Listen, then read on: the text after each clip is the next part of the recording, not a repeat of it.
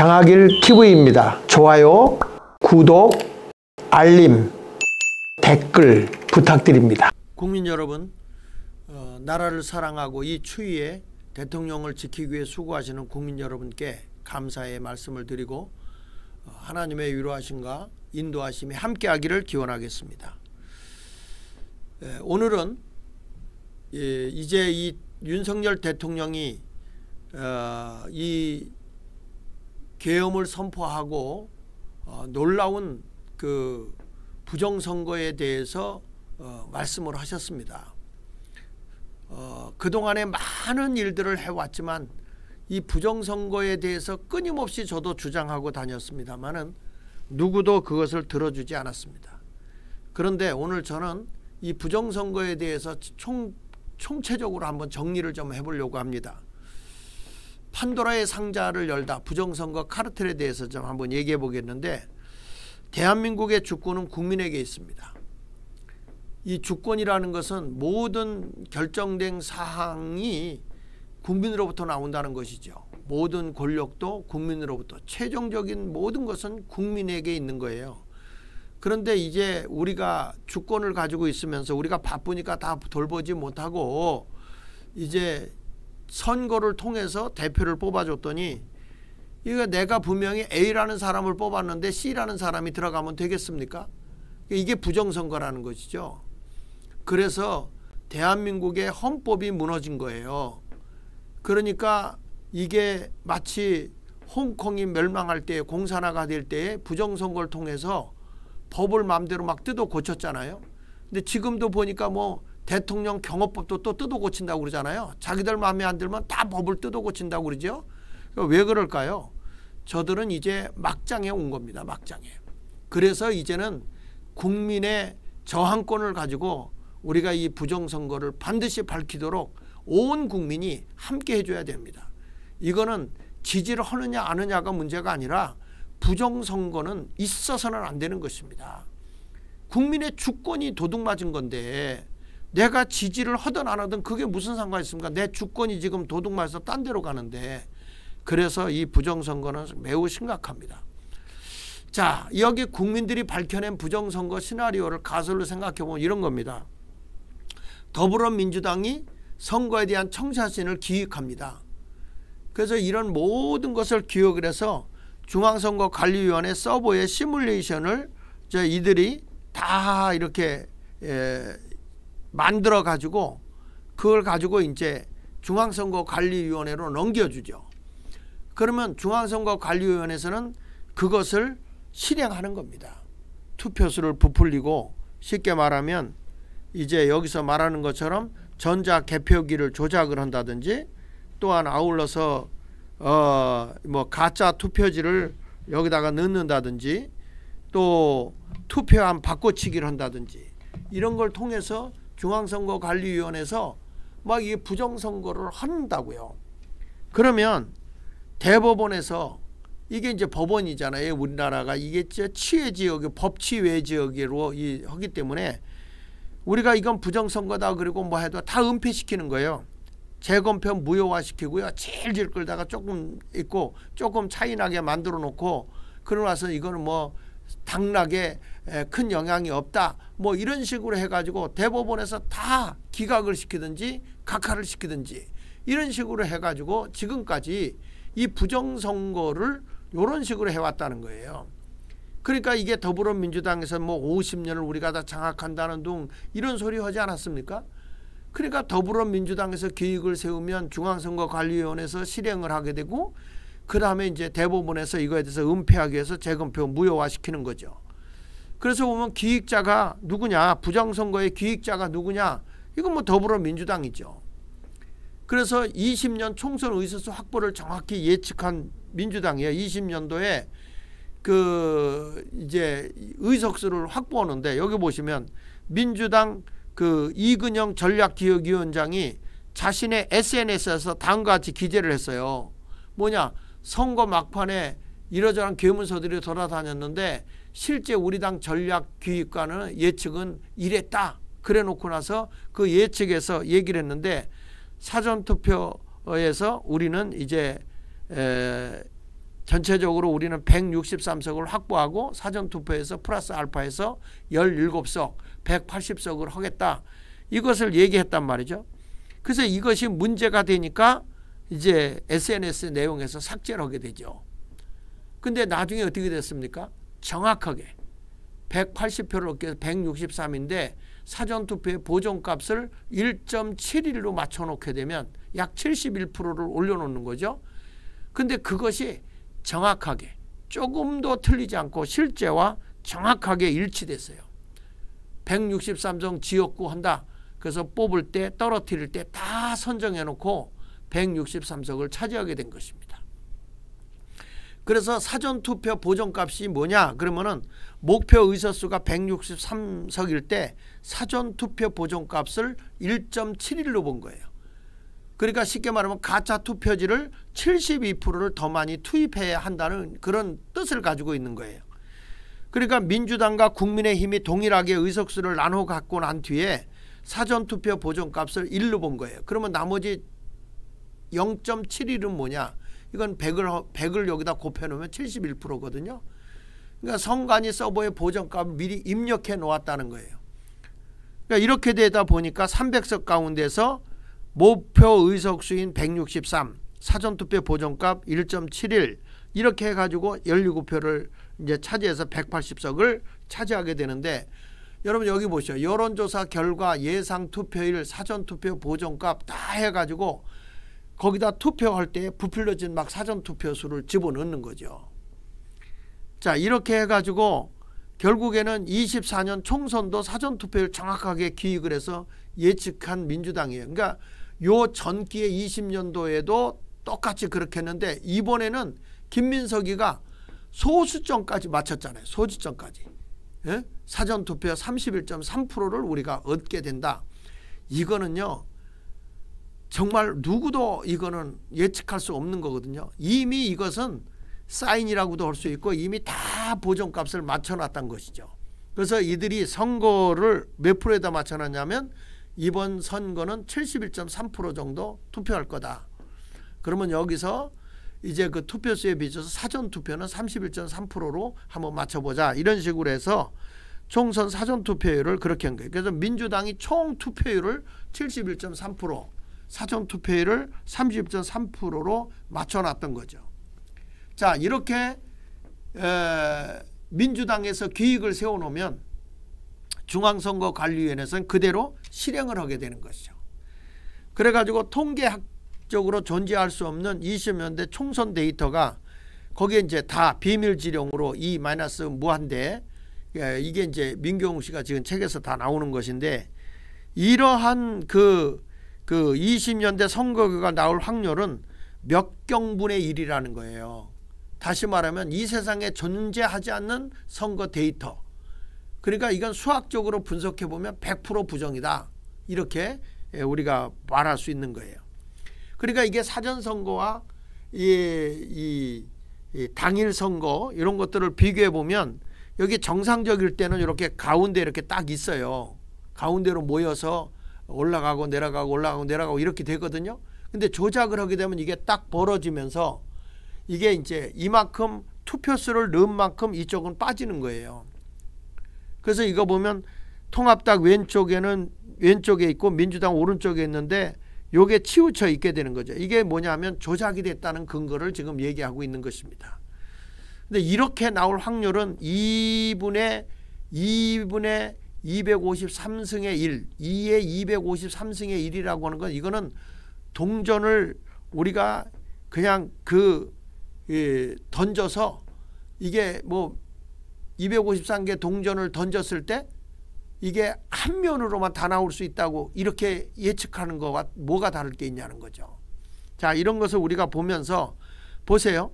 22대 국회의원 선거에서 24년도에도 보면 사전투표는 전부 다 이 더불어민주당이 거의 다 이렇게 다 차지하잖아. 서울에도. 그런데 당일 투표는 어떻습니까? 당일 투표는 그래도 강남구 쪽 이쪽은 서울 같은 데도 많이 이렇게 먹히잖아요.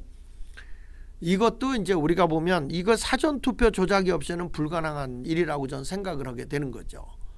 그래서 이게 더불어민주당이 승리한 선거구가 사전투표 203개, 국민의힘 승리 선거는 42개거든요. 그리고 여기 보면 당일 투표에서 보면 국민의힘 승리 선거구가 135개, 더불어민주당 승리 선거가 110개거든요. 근데 사실은 이게 당일 투표 비례 사전 투표도 그렇게 나온다고요. 그런데 이게 그냥 사전 투표만 어마어마하게 차이가 나게 된 건 이거는 조작이 없이는 불가능한 일이다, 이렇게 본 겁니다. 그래서 이 일론 머스크가 사전 투표에 대해서 이런 말을 했어요. 투표자가 직접 가서 투표하는 경우 적어도 카메라로 투표자 수를 세워서 실제 투표수와 비교해 봄으로써 대규모 부정선거를 방지할 수 있기에 우편 투표하고 드롭박스 투표는 허용되지 말아야 된다. 사전투표의 드롭박스라는 투표는 사전투표인데 이런 것은 허용되지 말아야 된다는 거예요. 근데 우리나라는 어떻게 했죠? 사전투표하는데 CCTV도 다 가리고 했다고요. 그러니까 이런 것을 보면은 우리나라가 이미 치밀하게 돼 있었다는 걸 볼 수 있고요. 그래서 2024년 총선 부정선거 조작 근거가 뭐냐 이렇게 물어보면 민주당이 사전에 세팅한 목표 투표율을 실수로 언론에 말해버린 거예요. 그 총 투표율이 71.3%, 사전 투표율이 31.3%인데 그런데 어떤 결과가 왔느냐. 여기 보면 이렇게 다 세팅을 했는데 실제 총 투표율이 67%였어요. 그러니까 4.3% 오버되도록 이거 이제 세팅을 해놨단 말이야. 그러니까 이거를 투표하면서 이 개표를 하면서 이거를 세팅을 해놓은 거를 고쳐야 될 거 아니에요. 그러다 보니까 이런 일들이 어떻게 일어나냐면 여기 보세요. 4월 10일 날 보면 투개표하는 과정에서 이게 오후 1시 12분 58초에 이르렀을 때 당일 투표자 수가 이게 이제 이렇게 된 거예요. 이게 이제 1시간 12분 58초가 지나갔을 때 개표하면서 965만 3,074표가 나왔다고요. 그런데 여기서 14분이 지났을 때 약 13분 21초가 지났을 때 얼마가 주냐면 5,513표가 줄어요. 그리고 이게 이제 6시간이 지나갔을 때인데 그때를 보니까 이게 1,436만 7,809표가 되거든요. 그런데 49분 14초가 지난데 줄어요. 306표가 줄어서 1,436만 7,503표. 그러니까 이게 뭐냐면 자꾸 줄이고 하면서 이렇게 가잖아요. 이게 뭐였냐면 자기네가 71.3%에다가 이 모든 세팅을 해놨는데 이게 67%로 떨어져 버리니까 이걸 지금 막 고쳐나가는 거죠. 여기 하나 더 넘겨서 보면 얼마나 이게 허황된 일이 많으냐면 이제 오후 여기 보면 그 오후 4시간 41분 43초가 지났을 때 이게 이제 개표를 하는데 여기 보면 4시 41분 43초에 여기에 이제 투표수가 오후에 1,335만 3,455개예요. 그런데 4시 44분 그러니까 약 3분이 지난 뒤에 보면 얼마로 뚝 떨어지냐면 470만 7,393표로 떨어져요. 이게 얼마나 이게 허구하고 이게 조작을 하고 있는지 알 수 있잖아요. 그리고 선거일 전체 투표수가 1,224만 4,952표였거든요. 그리고 3개월이 지난 7월 20일 선거관리위원회에 이게 띄워놓은 거에 보면 1,224만 4,926 마이너스 26표가 되어 있는 거예요. 그러니까 이런 거를 보면 선거일 투표수하고 당일 투표자 수 차이가 이렇게 많이 나는 걸 보면 이게 조작이라는 것이 금방 드러날 수 있어요. 그리고 투표자 수보다 투표수가 더 많은 거예요. 이게 개수된 투표지가 더 많아요. 투표한 수보다. 이런 일들이 비일비재하게 전국적으로 이런 게 다 나와 있는 거예요. 그리고 넘겨서 보면 이 투표지에 보면 도장이 이게 전산으로 찍는데 이게 이제 좀 영상으로 봐야 되는데 영상으로 제가 안 해놨습니다. 이게 뭐냐면 한 부분만 더불어민주당만 계속 고정되게 찍혀나가는 거예요. 이런 경우는 없거든요. 도장이 왔다 갔다 해야 정상인데 계속 한쪽으로만 이게 그러니까 모대개표가 나왔다고 하는 것을 우리에게 보여주고 있는 것이죠. 그리고 여기 보면 신권 다발 투표용지가 그냥 접지도 않은 게 쏟아져 나왔잖아요. 그리고 이게 곤란하니까 뭐래 형상 기억종이다. 때가 되면 다 이게 펴진다. 빳빳하게 펴진다. 이렇게 선거관리위원회에서 주장했지만 근데 왜 당일날 투표해가지고 접었다 핀 건 그대로 접혀 있을까요? 이것만 그렇게 펴지나요? 그리고 여기 보면 이게 본드로다 이렇게 붙여놔가지고 사람이 할 때마다 이렇게 띄는 거예요. 누구 하는데 이미 다 띄어져서 이게 낱장으로 돼 있어야 되잖아요. 붙어져 있는 거야. 그러니까 이게 인쇄된 거라는 거죠. 인쇄된 거. 그런데 나중에 선관위 답변에 정전기로 인해 붙었다는 거예요. 아니 붙어 있는데 저렇게 일정하게 붙어 있습니까? 그러니까 이런 것들을 보면 얼마나 대한민국이 예? 이렇게 부정이었는가. 그래서 선관위 홍보 영상에 보면 이 원래 상태로 복원되는 특수종이라고 그렇게 특수 재질로 되어 있다. 이렇게 아주 말도 안 되는 얘기를 하고 있는 것이죠. 그리고 여기 보면 참관인 없이 무더기표를 이렇게 싸들고 들어가는 거 보이시죠? 참관인 없이 지금 여기에다가 이게 투표지를 들고 들어가는 겁니다. 이게 말도 안 되는 거죠. 그 다음에 사전투표에 QR코드를 이용해서 하기로 됐는데 이용해서 유권자 투표소형 정보를 파악을 하게 되거든요. 근데 여론조사 업체에서 제공하는 과정에서는 이 여론을 원하는 방향으로 조작을 해요. 그러니까 이래서 이게 원래는 막대 그래프식으로 하게 했었는데 이게 QR코드로 이게 선관위 열심히 중앙선거관리위원회에서 이렇게 수령을 하게 됐다. 이런 것을 보게 됩니다. 자, 이런 것을 보고 지금 보십시오.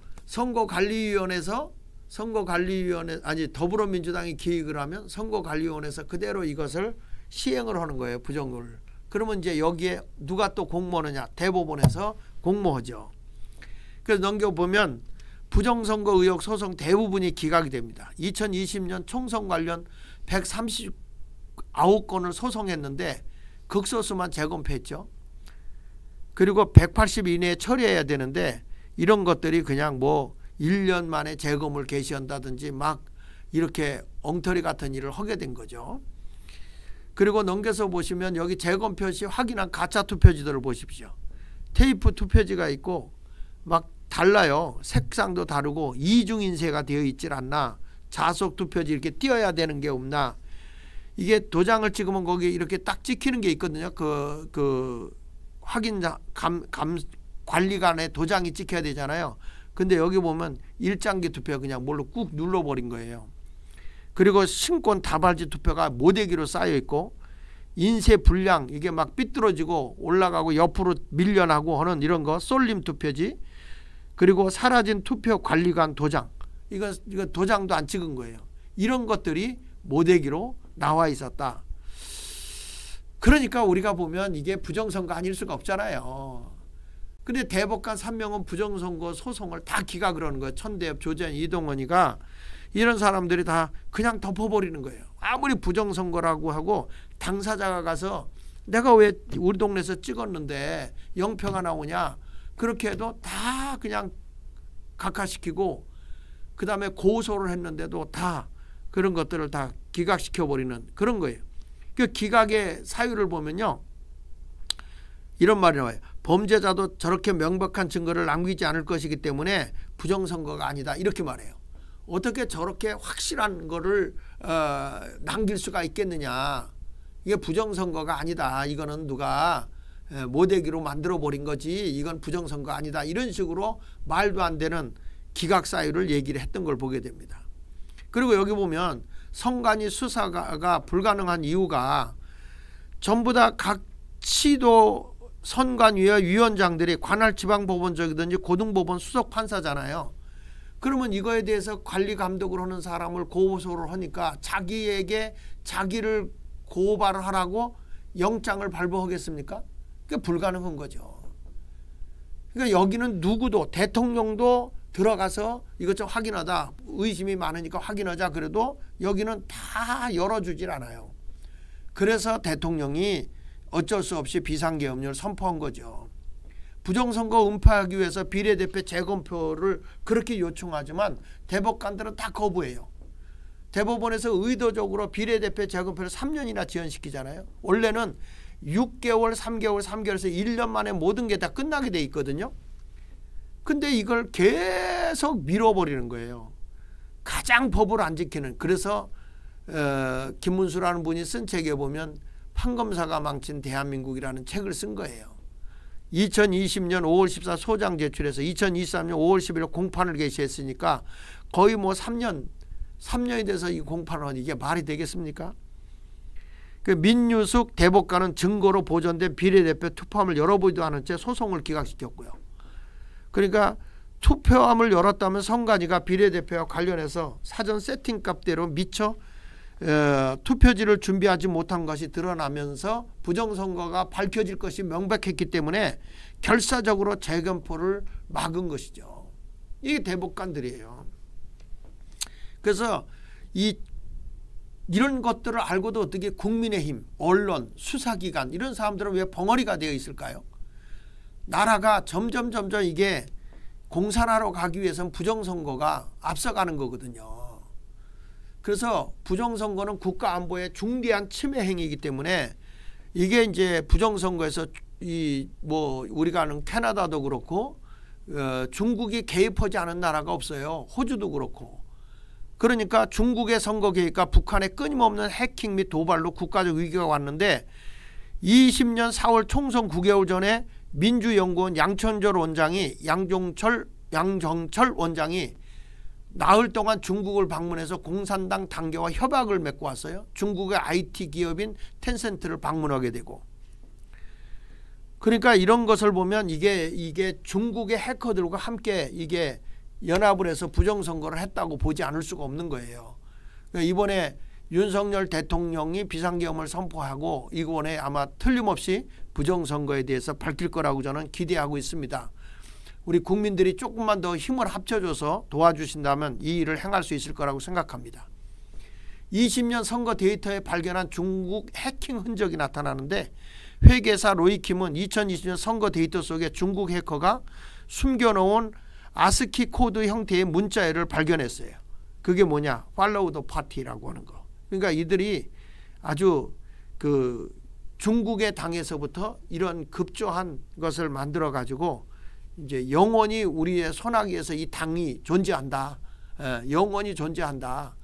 이 부정선거 사전투표 용지 경우도 이게 아주 인쇄 상태를 보면 이게 중국에서 급조된 것으로 의심하지 않을 수가 없어요. 그 다음에 이제 부정선거의 침묵에 동조하는 국민의힘도 저는 같다고 보거든요. 그러니까 부정선거 밝히라는 국민의 요구를 무시하고 있고 오히려 이걸 음모론이라고 하고 미개한 사람이라고.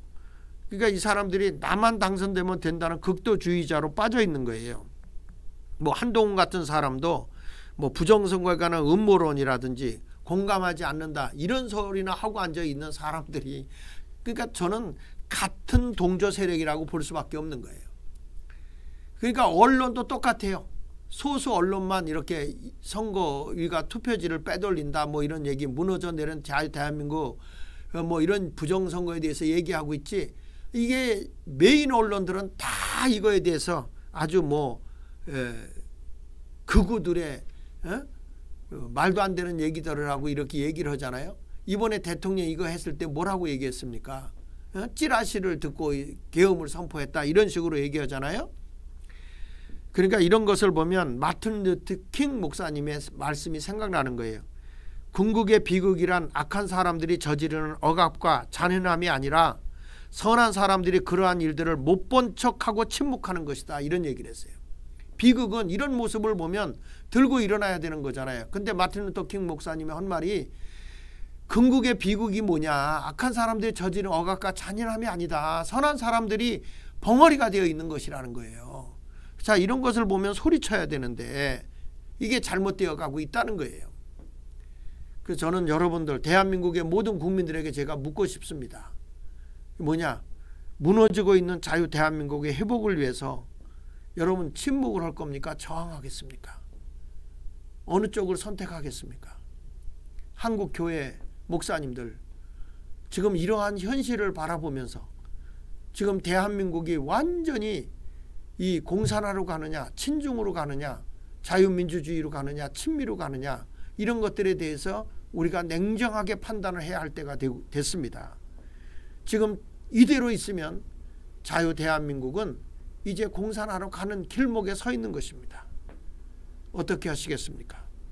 여러분들 선택하시고 우리 다 일어나서 이번에 정말 윤석열 대통령이 대한민국을 살려낸 비상계엄을 선포해서 국민이 깨어 일어나고 있다는 것에 대해서 상당히 고무적이고 감사하게 생각합니다. 전 국민이 이 부정선거에 대해서 깨어 일어나기를 바랍니다. 자, 우리가 보면서 이 채용 비리 조직에 선거를 맡겼다. 이런 것들도 조사했고, 이거에서 국민의 62%가 부정선거 의혹에 검증이 필요하다고 했고, 국민의힘 당권 후보들 사전투표 폐지 법안을 이제 발의해야 되겠다. 왜죠? 의심이 가니까. 그래서 사전선거 해야 된다. 이런 얘기도 있고, 그리고 국정원 투개표 결과를 조사해 보니까 해킹이 이미 돼 있고, 뭐 1, 2, 3, 4, 5 비밀투표가 이 비밀번호가 중국에서 쓰는 해커들이 쓰는 거고 똑같단 말이에요. 그러니까 이거는 원래 우리가 몇 번만 이 비밀번호를 해커를 당하면 이게 안 되면 차단되고 막혀버리잖아요. 근데 이거는 무제한이란 말이에요. 그래서 투개표 조작 해커들에 의해서 됐고요. 그리고 더 놀라운 것은 선거인보다 더 많은 표가 나왔다고 하는 거. 지역에서 선거인 표보다 투표수가 더 많이 나왔다. 이런 것이 부정이지 아니고 뭡니까? 그리고 뚜껑 열린 채 개표소에 들어온 투표함도 많았고요. 이거 뭐 엉망이었어요. 엉망. 그리고 4년 전 사전투표지까지 나왔어요. 4년 전 사전투표지까지. 그리고 국역과 다른 투표지가 여기 쏟아져 나왔고요. 뿐만 아니라 비정규 투표용지로 투표함 4.10 총선은 전편 무효다. 이게 이제 잘못된 것들이 막 여기 찍혀서 나오지 않습니까? 이게 이런 모든 것이 다 관외 사전 우편 투표지가 뭐 잉크 자국이 막 난다든지 다른 곳에서 발송된 관외 사전 투표지가 불량 위치로 이렇게 있다든지 이런 것들을 보면 정말 단순 투표지 분류기가 아닌 조작용 전자개표기가 다 여기에 들어있다는 걸 우리가 알 수 있어요. 이런 것을 보면서 시간이 지나들수록 투표율이 줄어드는 건 어떻게 설명하겠습니까? 아니 계속 개표하는데 이게 개표수 아니 투표를 계속하는데 이게 늘어야지 줄면 되겠습니까? 이런 모든 것을 보더라도 이건 부정선거였고요. 개표소의 투표지 수에 맞춰 모든 걸 바꿔지는 투표자 수, 모든 것이 이렇게 막 개표하고 하는데도 개표가 투표수에서 막 조정이 되는 거예요. 그리고 감추는 자가 범인이죠. 이거 솔직하게 다 털어놓고 CCTV를 갈아놨잖아요. 그래서 이런 모든 것을 보면 뭐 대소의 법칙이라든지 이게 이제 전산에 의해서 해봐도 사전투표 결과가 여론조사하고는 판이하게 다른 것, 이런 모든 것을 보더라도 사전투표자 수 확인 검증이 불가한 것, 또 재투표율이 62.8%, 재국민이 230만 명인데 그 도대체 나머지는 다 어디로 간 거냐, 이런 것들에 대해서 우리가 알아야 되고, 저는 이걸 조사하다가 깨달은 게 뭐냐면 그 사람들이 분명하게 투표를 했다고 하는 저기 사전 투표를 하러 왔는데 사전 투표한 사람이 기권표가 그렇게 많아요? 아니 사전 투표하러 온 사람이 아예 안 오면 말지 기권을 하겠습니까? 그러니까 이런 것들도 다 조작이라는 거죠. 그래서 이 우편 격려라든지 접수대의 투표함이라든지 이런 모든 것을 우리가 생각해 볼 때 모든 투표수가 너무너무 비슷하게 되고요. 그리고 이제 이 모든 것이 다 부정선거라는 것이 다 드러났습니다. 그래서 우리는 이 부정선거에 대해서 반드시 수사가 필요하고, 그리고 시간이 지날수록 줄어드는 투표율도 확인해야 되고, 선관위가 형상 복원 기능 투표지를 사용했다고 하는 이것도 우리가 확인해 봐야 되고, 투표자 수를 마음대로 변경해도 되는지 이런 것들을 우리가 냉정하게 판단해 보면서 이번 부정선거를 반드시 우리는 밝혀야 할 것입니다. 그래야 우리 대한민국이 내일이 있고 우리 자녀들에게 미래가 있는 나라를 세워줄 수 있다고 생각합니다. 결론입니다. 그렇습니다. 이 모든 부정선거는 더불어민주당이 기획하고 중앙선거관리위원회에서 진행하고, 그리고 이 모든 것을 은폐시키는 역할을 것은 대법원이었다고 우리가 의심이 충분히 가는 것입니다. 우리 이번에 윤석열 대통령을 통해서 우리의 주권이 도둑맞지 않도록 우리 모두 함께 응원해 주시고, 또 지금 저들이 반발 세력들을 우리가 물리칠 수 있도록 전 국민이 다 같이 모여서 끝까지 싸워주시기를 바랍니다. 이번 토요일에도 우리 함께 모여서 우리나라를 정상적인 나라로 회복시키는 일에 온 국민이